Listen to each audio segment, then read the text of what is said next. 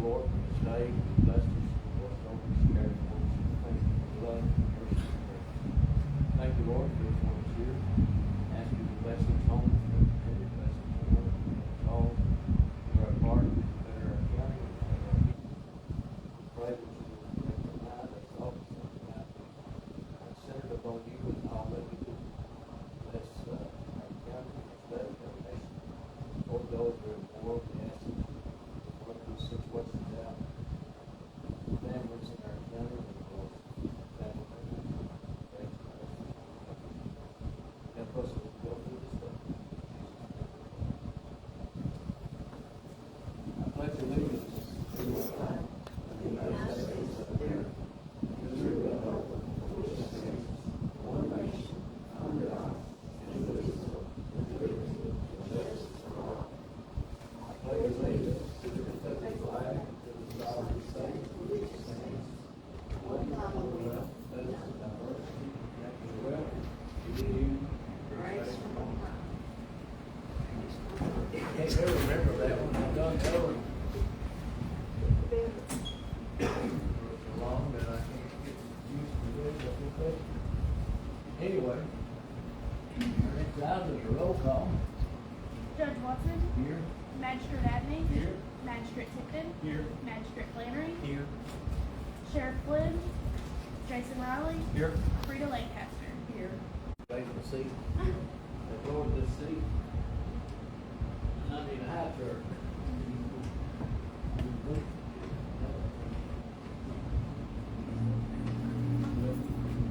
Look like it's gonna work.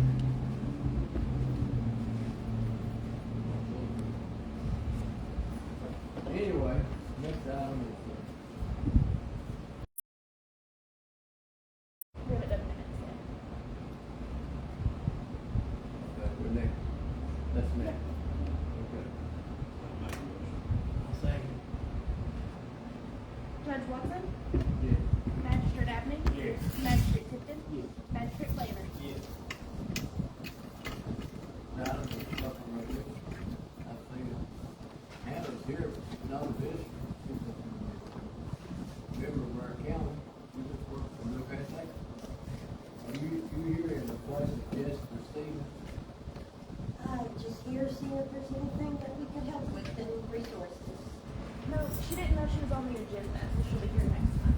Oh, you did?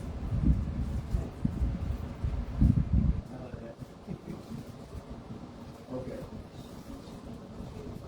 We also have Kentucky Veterans Program. I just had it here.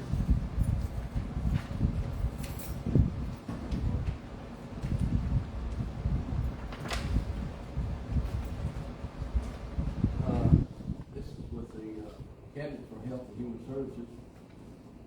I asked that we let people know about this. Program seeks to improve the ability of our Kentucky veterans to connect with services they need and that they have earned. Anyway, they'll have a pilot program for 100 veterans, and the veterans will be nominated by whoever says you. So if anybody's got one they want to nominate, they will receive an AT&T Android phone. The phone cost will be for one year. Phones will be direct shipped to the veteran at 3 programs with key applications such as 988, emergency housing hotline, community and state resources, and etc. Priority for the 100 phones will be veterans aged 60 or older, or veterans with a diagnosed traumatic brain injury.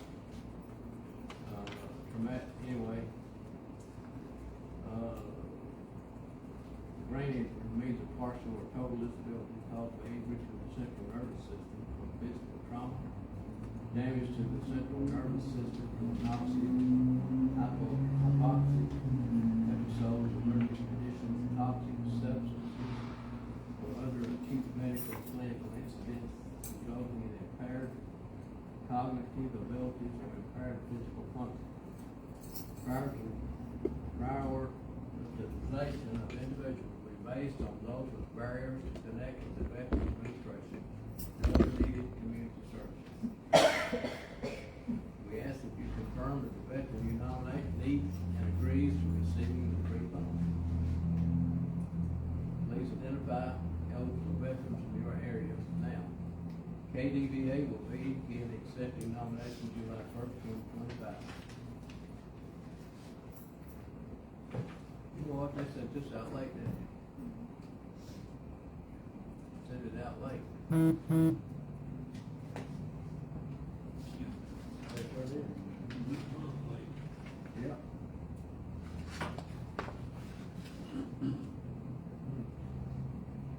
Well, I guess that's a mute point.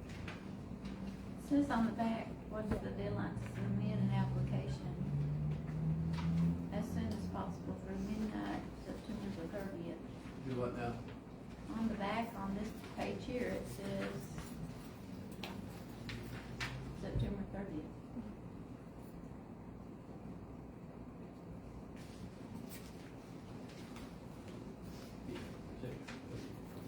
Okay, they got two different dates on here. Okay. Okay. Yeah, I didn't see this. But anyway, if anyone's got a veteran or a veteran that needs, that they feel like would meet these qualifications, and if they wanna nominate them, send their name in or give us a name, we'll get it in or whatever, for free phone. Okay? And,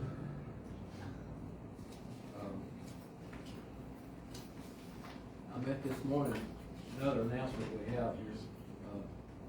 I met with Laura Pack, who is board secretary and representative of Johnson and Morgan County. She's with the First Frontier Appalachian Trail. And they call this, Kentucky Mountain Regional Recreation Authority, also call it that. And, they've got, there's 20 counties in this, First Frontier Appalachian Trails. And Estill County is at the trailhead, right here. Hollerwood and Boneyard at Red's Hollow that's where the trailhead would start on this end. And then with us being into the organization, it'd be 21 counties. They've got a member of the Department of Local Government, one from Fish and Wildlife, one from Parks and Recreation. They've got there's a state senator on the board, and a state representative. And they asked me to be a member of the board or to appoint somebody to serve in my place. They asked me to come to the next meeting, which I plan on doing. It'll be in Hadley. She'll send me the details from the meeting. I asked her what it would cost the county. She said it was one $5,000 donation to join. And that's right on and on. You don't have to do that anymore. That's one time fee. They have received a $3 million grant to work on trails, and this could include a roadway, a county road or whatever. And also, they've got a group of a committee, whatever, working on the trail, the outline of the trail. And there'll be times that it might go through private property, but if it does, they'll get a lease. They won't go on anybody's property unless they've got a lease to do it. They don't want any outlaw riders out here going through people's property without permission. So anyway, that's basically what it is. She gave me an ordinance or a resolution. It's in our packet. It's in the very back. Very back, okay. So we'll bring that up on the other consideration, okay? I'm gonna let you all know about that, and we'll cover that when we get back to the back, since we don't have it on the agenda. Okay. Anything else? You all got anything to announce? Next item is department reports. Eric, you got anything to?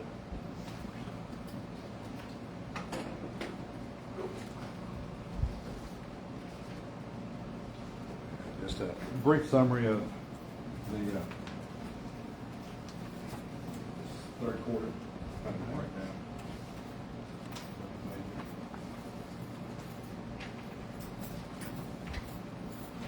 It said, if you look back on this third quarter in July, we had 23 runs. In August, right now we're up to 15. It gives us 38 for this third quarter. Puts it at 193 for the year. Looking at the 3 structure fires we've had this quarter, one was on Stacy Lane and Dark Hollow right there at the entrance on Richmond Road, and of course Alder's Gate last Sunday. Probably one of the biggest things that I've noticed, and I hadn't talked with Ronnie about it, we get a lot of the iPhone alerts right now. I know we've had 3. Have you all had any out there? Two of the last 2 days. Yeah, I was gonna say we had 3 this quarter that I've picked up, and I don't know if There's one yesterday and one day before. that's, I guess, the way of the future that's coming, and whether they're losing the phones. Do you know which ones? One of them was slung off the car one time. Well, I think most of them are. All of them are dropped off cars. They lay their phone on top of the car, they drive off. When it hits, it lays there for so long, and it calls 911. We get notified if there's an iPhone alert. A wreck or, We you know, have or to go, something? We can't not go check it No, out. but If we it's, get it, we don't have any way of knowing because you're not actually talking to a person. It's just like an automated alert, so you kind of have to. And do you ping on it, or how do you? Yeah. They've been out there.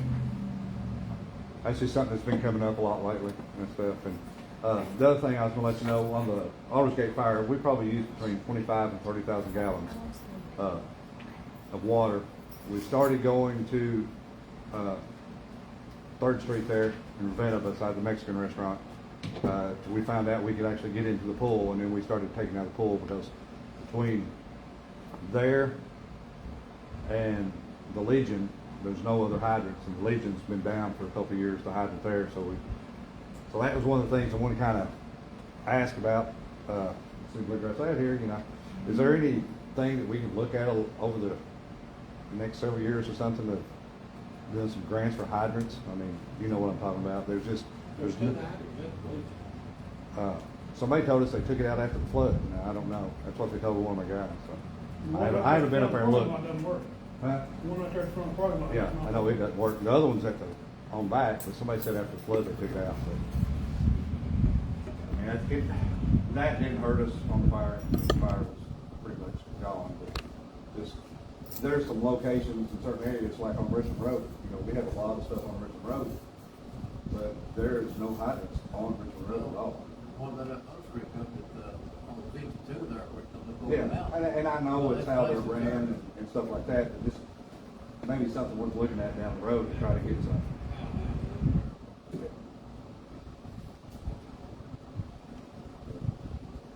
And I see what you're saying. I mean, You know, you don't have any source of water up in those areas. I know, in different areas, I mean, it's kind of all over, like I said, you know, 52, when you get past the bypass, everything comes off your side roads. So, you know, like when we had the Juiceburg fire, you know, we were pulling, we got lucky, we were down off Rice Station there, but on that through there's nothing. I mean, there's nowhere. From there to Winston, so, I mean, like I said, just a thought to kind of think, keep in the back of our head to look at somewhere. And just strategically placed, I mean, to help us, and Rob will tell you, just one every now and then, I mean, he's got some areas that don't have anything. At Red Lick, at one time, you know, there was one hydrant for 13 miles. And it's got better, but just something to kind of think about. But other than that, that's all I have. A lot of it depends on the lines out too. Well, and that's just it. We don't have to have a 6-inch. We can just hook a tanker to fill it up. But I know what you're saying, you know, yeah. You know, if it's a 3 or 4 inch problem. You can pump from. Yeah, yeah. We don't expect that. I just hook the tanker up, open it up, fill it up, and off we go. But But then again, that's all. Thank you. Rob, you got anything? Sure, I got a couple things. Been a couple meetings since I've been here, and just always appreciate the opportunity to get up and tell you what's going on out there. We're kind of in the summer doldrums. Hard for us to do a lot of training, but we still manage to get out there and do what we need to do. We've canceled a few meetings due to heat, and just that building is an oven. We can cook pizza in it sometimes. It's so warm. But some really good news I'd like to share with the court. Today it was announced that Hardy Fire Department is one of 3 departments in Kentucky that received a grant from a $10,000 grant from the National Volunteer Fire Council and the State Farm. It's a program that's run every year. They distribute $10,000 to 150 departments across the country. We have to be one of 3 in the state of Kentucky. We're going to use we wrote the grant to replace 3-inch hose that we had that I think we got it from Derek when Derek replaced it, and it has a date of 1997 on it, so it's 28 years old. And yeah, we thought so, but we had a couple failures actually on fires where the lining separated and it limited the water we could flow and so forth. So we took it off the trucks and replaced with 2.5-inch, which is probably older because that came from Cobb Hill. And so we decided we would ask for that, and they were generous enough to give us 800 feet, which would replace a significant portion of what we have. And they also granted us, we put in for almost $4,000 worth of hose testing equipment, which will help us with our ISO compliance. We'll be able to test our hoses when we have a problem, and we'll do it on an annual basis to increase our ability to keep our ISO rating where it needs to be once we get it right. So I really wanted to share that grant along with we received a forester grant, which is a 50-50 grant.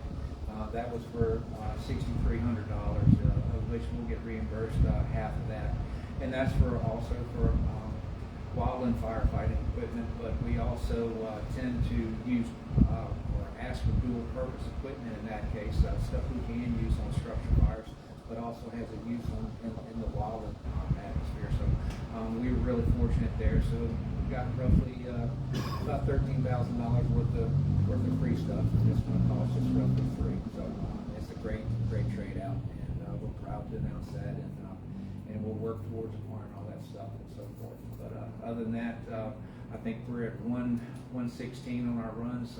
Really, we've been busy than most years actually. If we stay on pace, which it's apt to change one way or the other, we will probably be close to 200, which would be a big deal for us.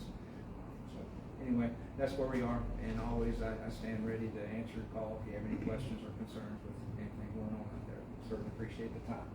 Thank you, Rob. Tom, what you got? My turn. I don't have a whole lot. I'll be quicker than they are. We're at 297 is our next run number. We're a little above what we usually are. 330 something was the total for last year.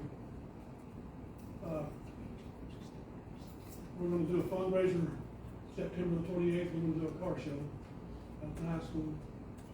Try to raise a little money to buy some more equipment. We want to get some swift water equipment, try to get to where we can do a better job there when the floods come. We all know the floods are going to come. They come every year or so. We will try to get a little bit better prepared for the next one. Thursday, the little boy that died up in Breathitt. We're going to send a truck up to be in his funeral. They're wanting all fire departments and rescue squads and police departments try to send a truck because they said the little boy liked some blue lights. So I've got a truck scheduled to go up there Thursday at 1:30. So I don't know if you all have heard anything about it yet or not, but are y'all going to send it? I haven't talked to the guys about it. If anybody else is going to send it, I'd like to, all of our people just at the same time. Makes it easier on everything. But we're staying busy. We're running. Like I said, it's been a busy year so far. Doesn't look to be slowed down a whole lot. Okay. So I I brought are stats that we've had for summer. Our summer reading has kind of been extended a little bit more since school was starting a little bit later, so we're still doing our summer reading program. And that's usually just like June and July, but now we have it until the end of August. So you still have time to come and get like your little goodie bag and sign up to like a tablet. I also had our stats. I didn't get the number for summer feeding yet, so I'll have that next time, because we gave out meals Monday through Friday, June, July, and August, you know, every. Yeah, I think what it was, I had emailed because Mondays have been kind of rough on, it's a Monday at 2 p.m. So I said, we will just not worry about you having you come on a Monday. So I know you called, but I think we had scheduled, you didn't have to worry about coming, because usually Mondays, I think today we didn't have anybody show. So we had somebody from the bank and nobody showed up. So don't take it, I always say don't take it personally. Sometimes it just depends on what's going on. Okay. Do you have any questions or anything else? No, I don't need it. All right. What kind of programs do you do, other like soft skill trainings do you guys offer right now? Like for what ages are you talking about? Like adults? Adults, we have a lot of like craft programs and stuff, a lot of crafting programs. We have that.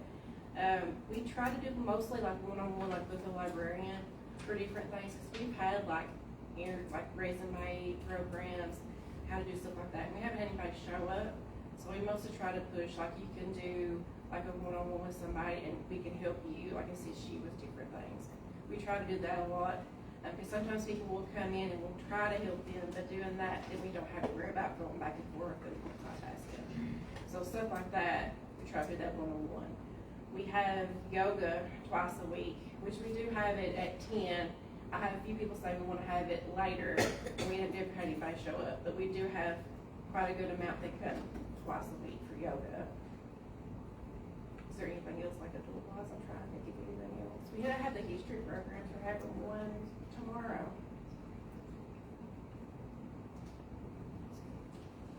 Thank you. The next item is committee report. Bill Lynn, you have anything to report on committee? And introduce your 911 dispatch and also transport officer. We all, did the final trip, didn't you? Yeah, bought some trucks and trying to add some more to the surplus so we can get it done. Hopefully next few weeks. Okay, next item is. Excuse me. Great legal professional purpose. Judge, you. Do it, I'm Ronnie, sorry, buddy. Can I go ahead?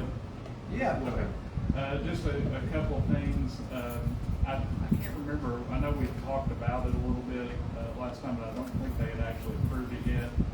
Estill County was approved as part of the presidential disaster for 4864. We have a meeting next week. Yeah. Have an exploratory meeting where we kind of just get our initial thoughts together with FEMA and state. That's good, because we were kind of worried that maybe something's going on, but that wasn't going to come very good. It's a good thing, because there was a lot of damage to the county roadways on that. We were not approved for individual assistance during that disaster.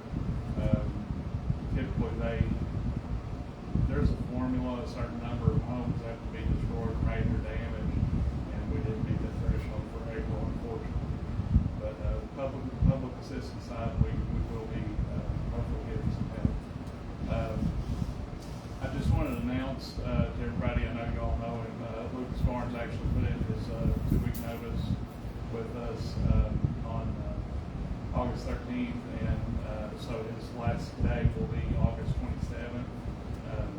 I don't know if you guys need a copy of his resignation letter or anything like that, but I did want to announce that Lucas has been with us since 2012, either part-time or full-time, and has been a big part of the CSET program and emergency and general ability notice. But I think that's all I had. What about the new arms? It's the agenda item, so I mean, if you want to. Okay, we got down to it. Thank you. Sorry about overlooking you. That's all right. You look so peaceful, all right? We couldn't do it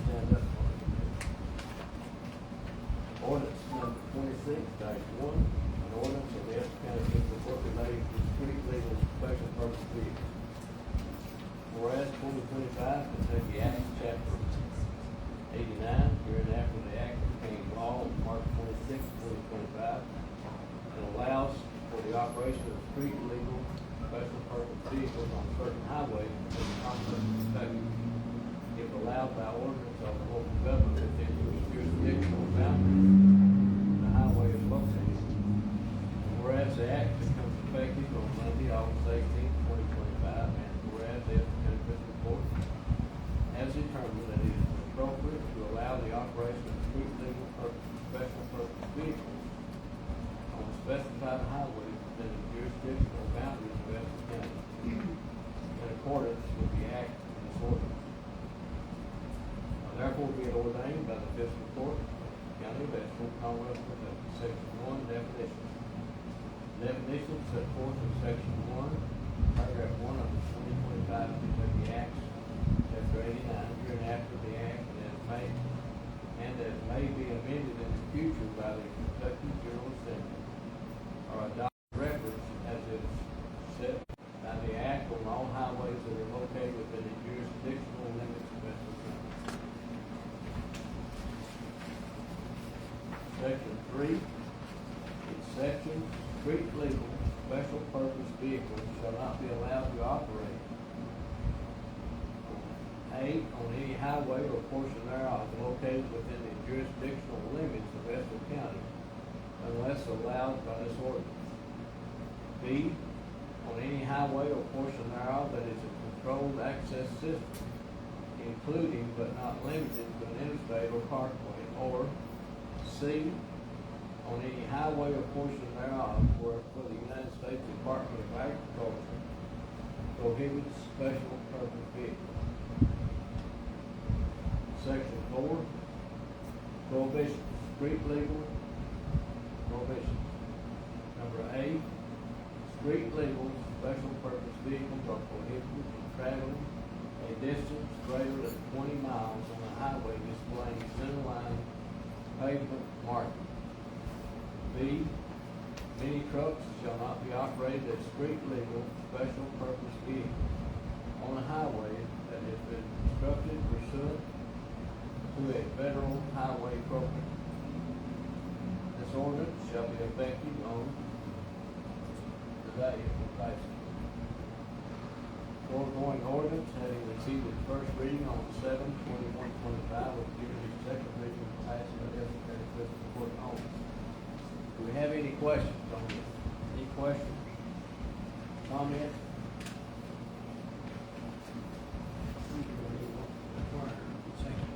Do I have full reading required? Oh, the safety feature?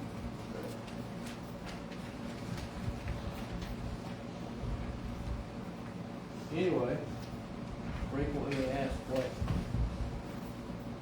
What safety equipment is required for a special purpose vehicle to be considered street legal? Street legal special purpose vehicles must be equipped with the following: 1 or more headlamps, 1 or more tail lamps, 1 or more brake lamps, a trail lamp or other lamp constructed and placed to illuminate the registration plate with a white light, 1 or more red reflectors on the rear of the vehicle, an amber electric turn signal, 1 on each side of the front of the vehicle, amber or red electric turn signals on the rear of the vehicle, a brake system other than a parking brake, a horn or other warning device, a working muffler, rear view mirrors on the right and left side of the driver, a windshield unless the operator of the vehicle wears eye protection while operating the vehicle, a speedometer illuminated for nighttime operation, a roll bar or roll cage. For multi-passenger vehicles, a seatbelt assembly that conforms to the Federal Motor Vehicle Safety Standard for each designated seating position. Tires that have at least 2 32/2 of an inch or greater tire tread. In addition to the mandatory statutory safety equipment requirements listed above, Counties can mandate additional safety equipment. No vehicles primarily used for farm or agricultural activities are exempt from being classified as street legal special purpose vehicles and will not be impacted by the legislation. So, those don't fall under this, do they? Okay. Which ones? Farm vehicles. Good. Anyway. Any questions, any comments? You gonna be riding on one of these, Kim? If I had one, I would.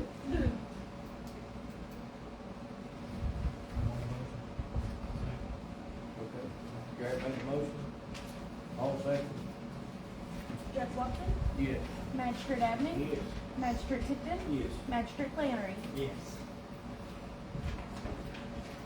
All right.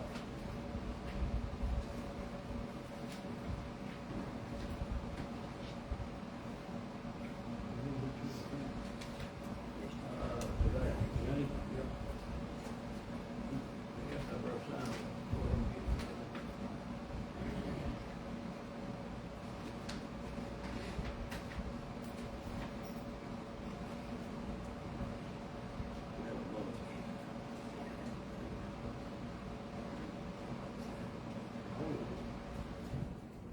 There's been a lot of people just around down in, that restroom filled up, it's somewhere to make, pack casket filled up.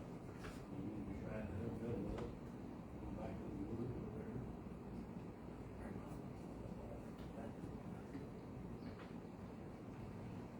Kim, you gonna sign this?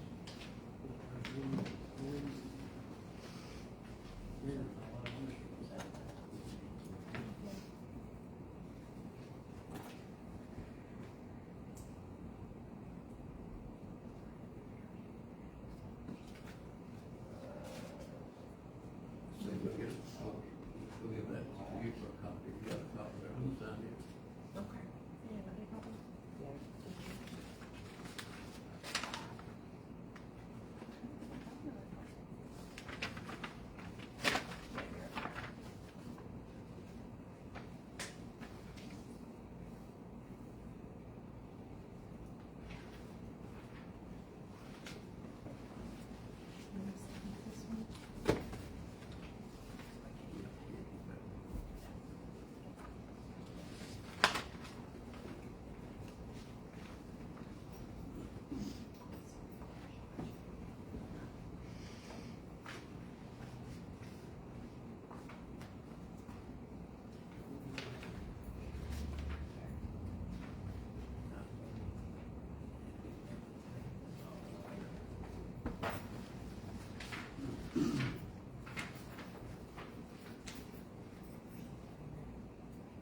Okay, next item is the franchise tax for Urban Community Television.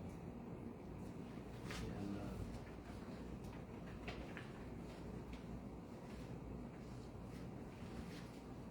you looked this over, didn't you, Jesse? Is that the franchise Yeah. resolution? Yeah, yeah, we put that on, that was on a couple months ago. Same thing.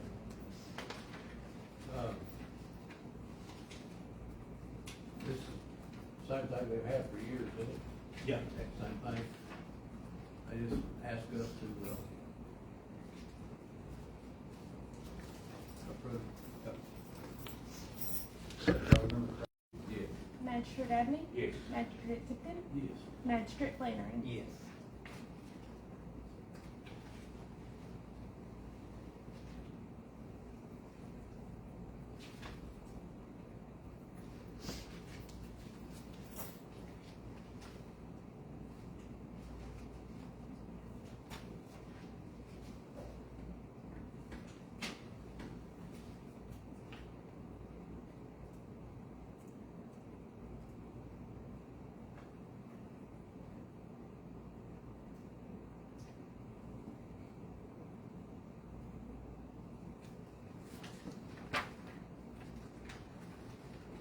Okay.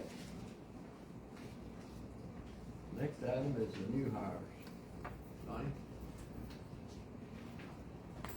Okay, so, I actually We've have got 'em them over here. Sorry? You got them too? Yeah, there is an adjustment on that. Did you tell the judge? Okay.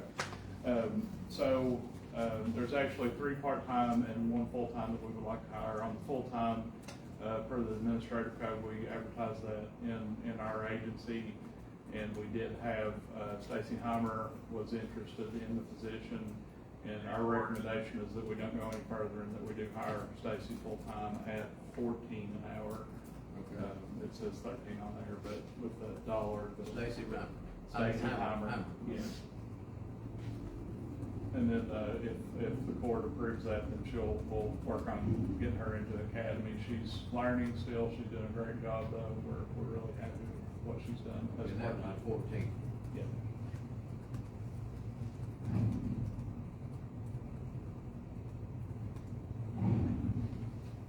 Okay, that's Stacy Heimer at 14 Full-time, yes. an hour and full-time. Yes. Mary Reed. Okay, and then, yeah, we